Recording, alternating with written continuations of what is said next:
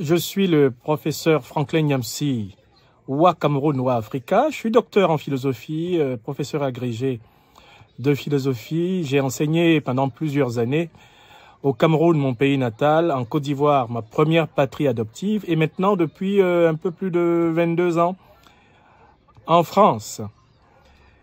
Depuis 2012, je suis également conseiller spécial du président Guillaume Kibafori Soro, qui déjà à l'époque était président de l'Assemblée nationale de Côte d'Ivoire. Et depuis sa démission de 2019, je suis son conseiller. Il est le président de notre mouvement Générations et Peuples Solidaires. Dans ce mouvement, il m'a fait l'honneur de me confier en 2023 la responsabilité de la formation et de la production des livres de notre mouvement. De fraîche mémoire, c'est la première commission officiellement installée par le président Guillaume Soro à l'intérieur de notre mouvement Génération et Peuple Solidaire. Une commission composée de plus de 30 de nos camarades et composée également de 2 sous-commissions, une sous-commission formation qui s'occupe de distiller un peu partout dans les succursales de notre mouvement les connaissances nécessaires à notre combat et à notre projet politique. Et d'autre part, une sous-commission livre qui rassemble les écrivains du mouvement Génération et Peuple Solidaire pour mener la bataille des idées, faire connaître ce par quoi le président Guillaume Kibafori Soro et ses compagnons, que nous sommes tous, avons vocation à innover pour la Côte d'Ivoire, pour l'Afrique, en ce 21e siècle. J'ai accepté de venir répondre à la demande du groupe Peuple Uni, Peuple Fort, que vous avez constitué sur WhatsApp et pour lequel je félicite notre camarade Ibra Soumaoro. J'ai accepté de donner quelques réponses aux sollicitations qui m'ont été faites. La première, il m'a été demandé de dire en quelques mots ce que c'est que le panafricanisme et en quoi consiste le panafricanisme du leader du mouvement Génération et Peuple Solidaire, notre leader, le président Guillaume Kibafori Soro. D'abord, le panafricanisme. Ce mot est constitué de 2 mots. Pan, en grec et en latin, qui veut dire le tout, la totalité, le monde, et africanisme qui renvoie à la civilisation négro-africaine. Une civilisation connue de très longue date, comme bâtie depuis plusieurs millénaires sur les valeurs de la vérité, de la justice et de la solidarité. Alors, le panafricanisme va naître en Amérique du Nord, parmi les descendants d'esclaves africains qui, comme vous le savez sans doute, ont été déportés à partir du XVIe siècle pour être soumis à la traite négrière dans les plantations de canne à sucre, de coton, dans les mines d'Europe et d'Amérique du Nord, et qui vont prendre conscience du fait que, malgré la diversité de leurs origines africaines, ils sont unis par la même civilisation, la même culture, mais également la même souffrance. Ensuite, l'idéologie panafricaniste, c'est-à-dire la mobilisation pour l'émancipation de l'homme africain partout sur la Terre, va migrer de l'Amérique du Nord vers l'Europe, où elle va fortement foisonner et inspirer les luttes, non seulement des descendants d'esclaves en Europe, mais également des luttes des Africains issus des colonies, puisque l'Europe s'était partagée l'Afrique à la fin du 19e siècle. À Berlin, sans les Africains. C'est alors là que vont émerger les figures américaines de William Du Bois, de Langston Hughes, de Richard Wright, les figures de Marcus Mosiah Garvey. Toutes les figures fortes d'Amérique du Nord vont éveiller au cœur de l'Europe les figures africaines issues des colonies, mais également descendantes d'esclaves africains d'Europe. Et c'est alors que vont émerger les Kwame Nkrumah, les George Padmore et consorts. Par la suite, le panafricanisme, qui est parti d'Amérique du Nord pour venir en Europe, va se déplacer vers l'Afrique continentale et va épouser les aspirations des peuples africains soumis à la colonisation, globalement depuis le XVIIIe siècle, aspiration à l'indépendance. Donc, en fait, c'est alors là que des figures comme celle de Nkrumah, de Nyerere, la figure de Jomo Kenyatta, la figure de Cabral, la figure de Mandela, la figure de Gamal Abdel Nasser, la figure de Oumniobé, de Barthélemy Boganda, de Modibo Keïta, la figure d'Ahmed Sékou Touré, la figure de Haïlé Sélassié, les grandes figures continentales du panafricanisme, celles de Lumumba, de Félix Moumié, de Barthélemy Boganda, les figures de Simon Kimbangu, de Pierre Moulélé, toutes ces figures vont émerger et vont donc constituer la troisième grande vague de l'idéologie panafricaniste, la vague continentale africaine. Il y a donc une vague nord-américaine avec des écrits extrêmement profonds produits par ces descendants d'esclaves en Amérique du Nord, une vague européenne produite par les descendants des colonies européennes d'Afrique et aussi les descendants d'esclaves d'Amérique du Nord. Et il y a une troisième vague, c'est la vague continentale produite par les leaders des luttes d'indépendance. Tout ceci va constituer ce qu'on peut appeler le bouquet de base de la pensée panafricaniste, laquelle va également inspirer des mouvements culturels, comme notamment le mouvement de la négritude, avec les figures d'Aimé Césaire, de Léon Gontran Damas ou de Léopold Sédar Senghor, avec toutes les nuances qui caractérisent leur compréhension de la lutte africaine. Maintenant, nous sommes au XXIe siècle, nous sommes en 2024, et on sait qu'il y a une troisième grande vague du panafricanisme qui est née après l'échec de l'illusion démocratique et pluraliste des années 90 à travers l'Afrique. Cette vague-là, qui épouse la génération des Africaines et des Africains vivant au XXIe siècle, veut réaliser la véritable indépendance, la véritable souveraineté du continent.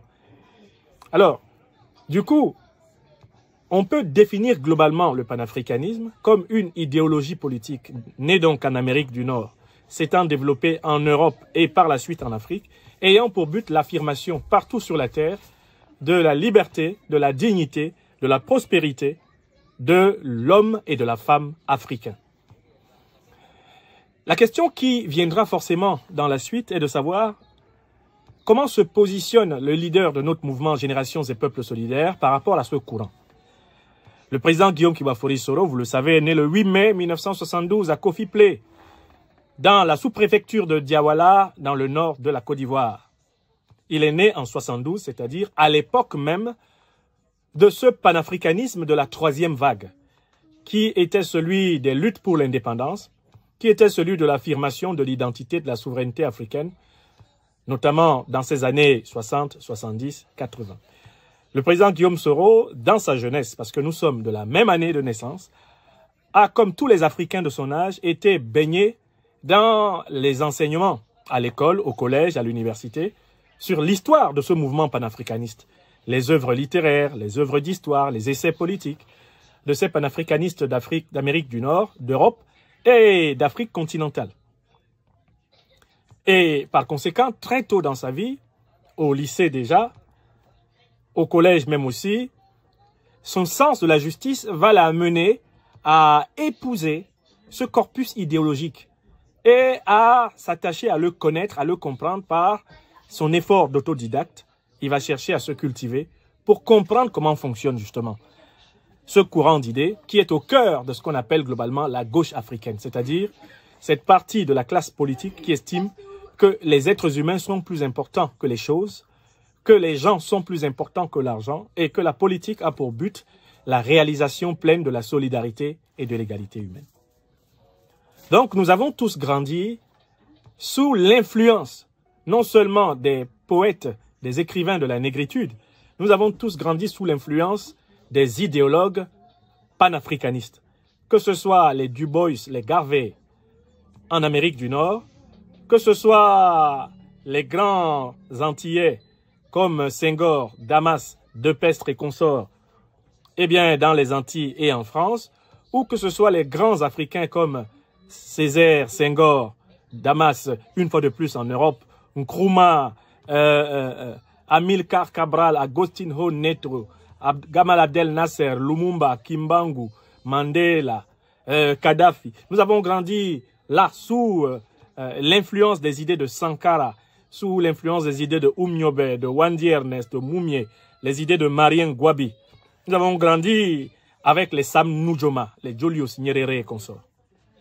Donc d'abord, Le président Guillaume Soro est panafricaniste par éducation. Notre éducation, celle des hommes qui ont 52 ans cette année, en tant qu'Africains sur le continent, a été une éducation dans laquelle la prise de conscience se fait au contact des œuvres panafricaines.